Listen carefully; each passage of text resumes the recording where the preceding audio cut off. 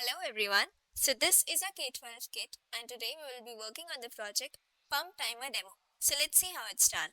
Now before making the connections, I have taken this container full of water and I've submerged this water pump inside it and connected a pipe to it. Now let's make the wire connections. First, we will connect the power to the push button, then the red wire of the water pump to the push button and its negative to the ground. And before turning the push button on, we will hold the other end of the pipe on top of the container so that the water doesn't spill outside. Now let's do it.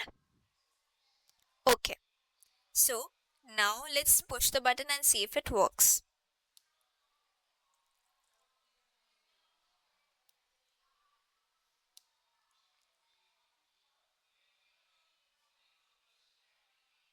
Notice how the water keeps circulating as long as I keep pushing the button. And if I leave it, it stops. And this is how it's done.